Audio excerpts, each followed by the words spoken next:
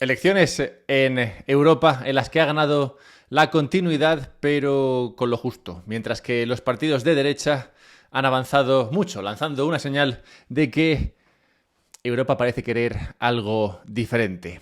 En países como Alemania, Francia, Holanda y Bélgica, esta señal ha sido bastante fuerte. Tan grande ha sido el susto en Bélgica y Francia, que, por ejemplo, en Bélgica el primer ministro ha dimitido entre lágrimas tras conocer la falta de apoyo a su partido en estas elecciones, y Francia ha dado la campanada, convocando elecciones anticipadas. J'ai décidé de vous redonner le choix de notre avenir parlementaire par le vote.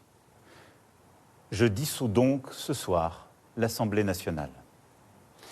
Je signerai dans quelques instants le décret de convocation des élections législatives. Por si no sabes francés, ha dicho: tú, la derecha está avanzando fuerte, vamos a hacer elecciones ya, no sea que antes de que vengan las elecciones cuando tocaban, la derecha avance aún más. Macron, otra bestia política que se ve, tomó apuntes de lo que hizo Pedro Sánchez en España para salir victorioso cuando vio que la derecha avanzaba en este país. He comunicado al jefe del Estado la decisión de convocar un Consejo de Ministros esta misma tarde para disolver las Cortes y proceder a la convocatoria de las elecciones generales. Como veis, España marcando tendencia política, para que luego digan que no producimos buenas ideas.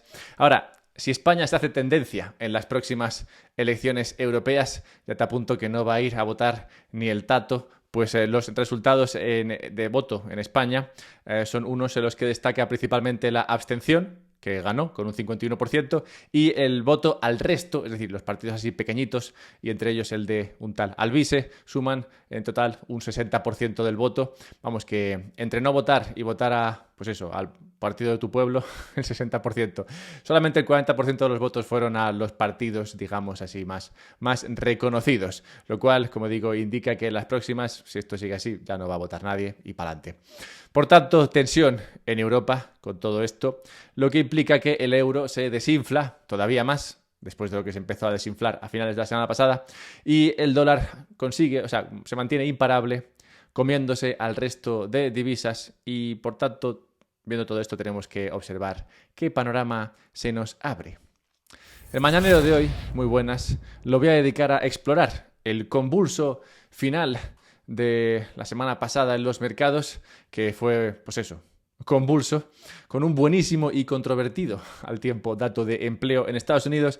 ¿Qué ha ocurrido con las divisas, cuya destrucción parece imparable frente al dólar? Y también hablar, claro, del final feliz, que muy probablemente encontremos al final de este camino, por muchos obstáculos que parezca que la economía nos plantea. Bienvenidos de nuevo a este lugar, vuestro podcast, en el cual encontraréis este análisis de la economía, las finanzas, la política y todo esto desde un prisma bitcoinero. Este es vuestro lugar, así que compartidlo, suscribiros, dadle like. Los likes antes de ver el vídeo, como siempre, más bienvenidos que los likes después. Qué falta de confianza es esta. Bueno, pues haced todo eso y recordad que podéis comprar Bitcoin, si queréis, a través de Relay. Es la aplicación que yo recomiendo, pues es fácil, sencilla, rápida para todos los gustos y para todas las familias. Así que échale un vistazo. Si tienes un código o si no tienes un código para comprar Bitcoin barato, pues lo encontrarás en la descripción de este podcast. Podrás comprar Bitcoin a través de Relay con un descuento. Pues nada, habiendo hecho todo esto, empecemos. Lo de las elecciones en Europa ha sido la puntilla, digamos, a una semana loca en el mercado. Los inversores empezaron muy motivados la semana pasada, viendo que un recorte de tipos en Estados Unidos estaría más cerca gracias a la debilidad que transpiraba su economía. Su esperanza creció aún más al ver a Canadá recortar tipos de interés y luego a Europa seguirle. Pero de repente, cuando todo parecía que Estados Unidos se pondría a recortar ya, a crear dinero más barato, pues de repente Estados Unidos sacó un dato de empleo mucho más positivo, en apariencia al menos, de lo esperado, y se fue todo al carajo. Ya nadie esperaba que Estados Unidos recortase tipos. Todo el mundo vio que la economía americana iba muy fuerte y que claramente así no iban a bajar los tipos de interés jamás, o sea que toda la mierda.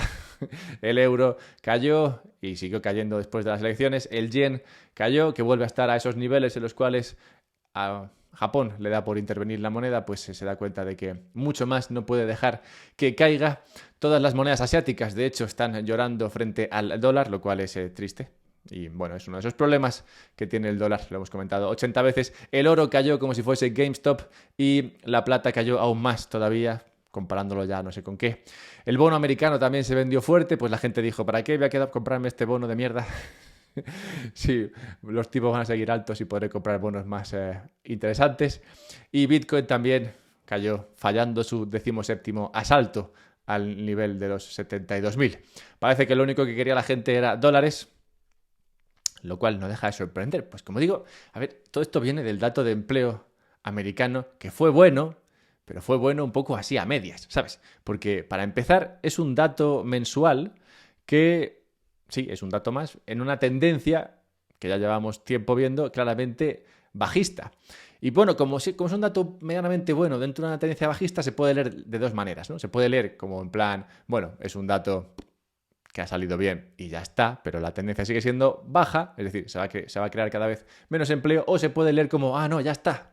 Este es el punto de inflexión. A partir de aquí el empleo irá hacia arriba y por tanto la economía seguirá fuerte. Parece que así fue como lo leyó el mercado, porque si no se entiende que todo el mundo se volviese loco, todo cayese y solamente el dólar subiese. Pero además es que este dato de empleo es raro porque se contradice con también otro dato de empleo. Es el problema con estos datos que sacamos, bueno, que sacan, ¿no? Y que comparten las instituciones de los distintos países, O sea, hablo de Estados Unidos porque son muy transparentes, pero realmente esto pasa en todos lados.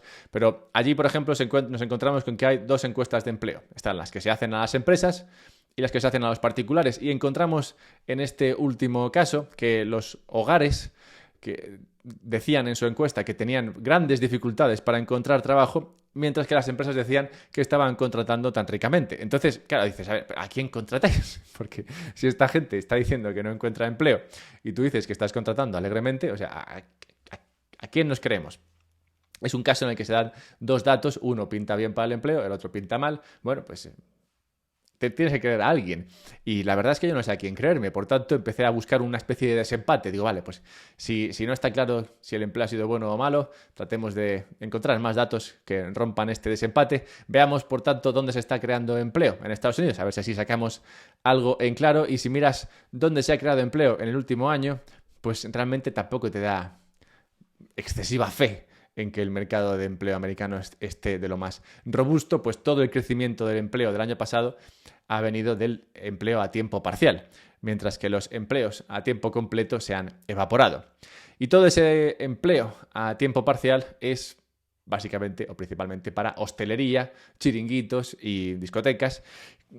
Lo que digamos no es o no cuenta o no debería contar, salvo que seas España, como un pilar robusto de una economía. Los únicos sectores que contrataron más que bares y discotecas son el gobierno y sanidad. Una sanidad que está financiada también por el gobierno. Vamos, que supuestamente creció el empleo y viene creciendo el empleo o viene sosteniéndose más o menos el empleo, pero todo gracias a el esfuerzo en forma de dinero del gobierno americano.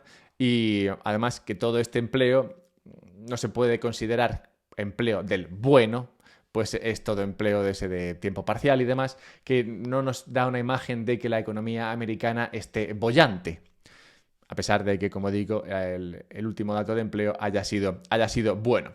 Por todo esto, yo me inclino a pensar que este susto del buen dato que se llevó el mercado y que hizo que los distintos índices y precios y demás cayesen con este dato, pues es básicamente un susto. Así que no hay nada que temer. Estad tranquilos, la economía va mal. La economía va mal, pero eso es justo lo que quieres. Pues si te interesa el precio de los activos, es decir, si te interesa que el precio de los activos suba, entonces estás contento si la economía va mal. De hecho, las economías fuertes rara vez disfrutan de mercados financieros fuertes. Las economías débiles, siempre que eviten la recesión, suelen ser buenas noticias, entre comillas, claro, para los inversores. Y parece que la economía, como digo, no está tan bien. Ejemplo de esta mala situación lo tenemos en que el mismo día que todo el mundo se iba al dólar buscando refugio, Moody's, la agencia esta de rating, advertía sobre la rebaja en el rating de 6 bancos regionales americanos que cuentan con alta concentración de deuda en inmobiliario comercial. Lo que hace pensar a esta agencia de rating que estos bancos podrían quebrar. ¿Van a quebrar?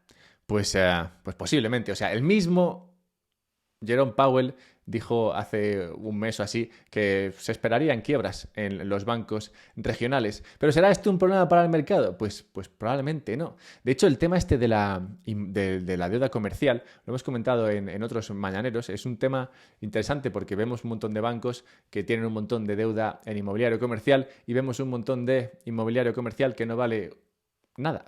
Entonces, difícilmente se va esto a refinanciar bien, pero no parece que nada de esto sea un problema para el mercado.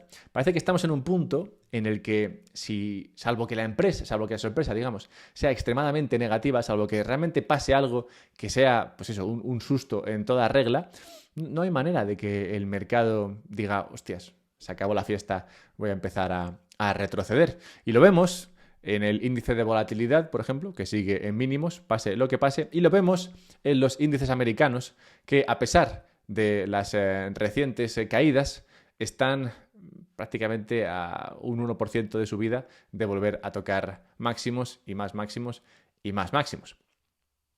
Entonces, ¿qué hacemos con todo esto?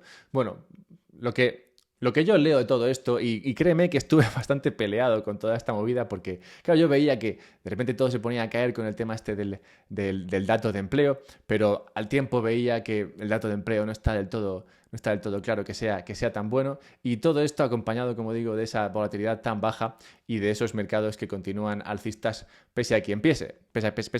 Pues, claro, viendo todo esto, yo lo que pensé es que, bueno, básicamente la cosa va a seguir bien, porque como la economía no va del todo bien, van a seguir imprimiendo dinero y eso va a ser positivo para el precio de los activos.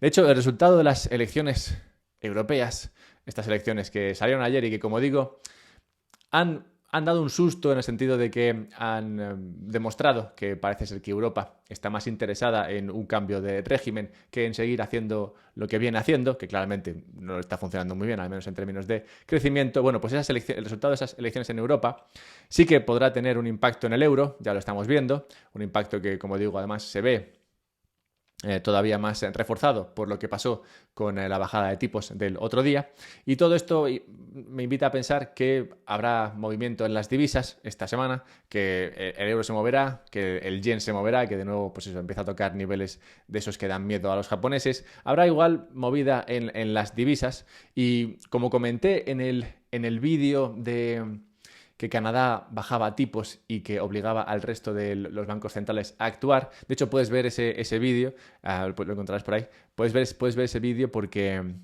ese vídeo comentaba que Canadá bajaba tipos, Europa le iba a seguir, como efectivamente hizo al día siguiente, bueno, creo que sí, al día siguiente, y que esto ponía al dólar en una situación un poco delicada, porque al dólar le viene bien el ser barato. O sea, al dólar tampoco le interesa estar extremadamente apreciado frente al resto de divisas, pues eso castiga mucho a la industria, y como hemos visto en otros vídeos, tanto Biden como Trump están buscando que su dólar se devalúe, al menos relativamente, frente al resto de divisas. Por tanto, que Canadá baje tipos, que Europa baje tipos y ahora se pelee políticamente, todo esto castiga el precio de estas divisas y lo que hace es, bueno, que más gente todavía vaya al dólar.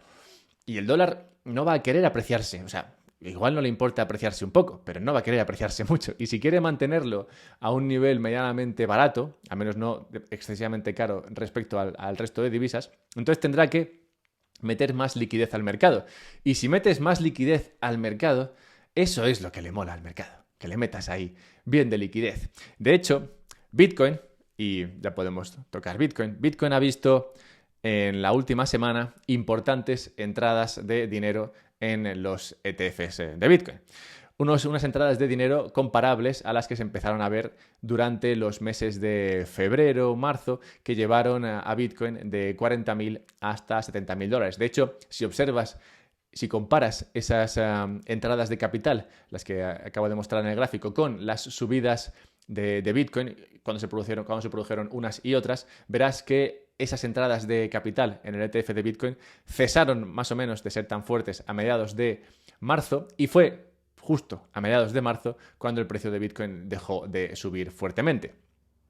Por tanto, esa menos entrada de capital a través de los ETFs, digamos que frenó el rally de Bitcoin, y esas entradas, al menos entradas de ese calibre, se empezaron a ver de nuevo la semana pasada. Por tanto, que si sumamos todo esto, si sumamos la volatilidad en el mercado, es decir, la falta de volatilidad en el mercado, la falta de que haya nada que realmente asuste al mercado, si sumamos eso a la liquidez creciente que tendrá que venir por parte del dólar para que no se vengan demasiado arriba respecto a los demás, si sumamos eso también a las entradas de dinero, de dólares, en este caso en los ETFs de Bitcoin, y todo esto lo unimos con el aburrimiento general con su precio tras el halving. ¿Por qué 2 meses después del último halving el precio de Bitcoin no se ha disparado? Veámoslo. Lo que podemos ver en realidad es una subida en el precio de Bitcoin. Así que veremos a ver qué pasa. Espero que te haya gustado. Hoy se va a quedar aquí. A partir de ahora, el mañanero va a ser esto. Así que espero que echéis de menos la necrológica, porque ahí se va a quedar. Así que nada, espero que os haya gustado. Espero que, si os ha gustado, no dudéis en suscribiros, darle like, compartir y todo eso. También recordad que si queréis que os envíe un mail los sábados con un tema explorado en profundidad. La semana pasada hablaba de una operación que llevó a cabo Estados Unidos con el oro, que es de lo más ridículo que te puedes leer en la historia de el principal imperio de nuestra era. Bueno, pues esa fue la historia en la que escribía, básicamente para quitarle un poco de hierro a la importancia que muchas veces se le da y al poder que muchas veces se le da a imperios como el americano. Bueno, pues en ese último mail trataba esa cuestión. Bueno, pues si quieres recibir estos mails, suscríbete en la página web, unpodcastsobrebitcoin.com, y empezarás a recibirlos. Y recuerda que puedes, como he comentado antes, comprar Bitcoin a través de Relay, y puedes hacerlo fácilmente usando el enlace que está en la descripción, obteniendo así un descuento, y puedes guardar ese Bitcoin en una Bitbox, lo que te permite la autocustodia de tu Bitcoin de manera sencilla, rápida y sobre todo segura. Así que nada, mañana más.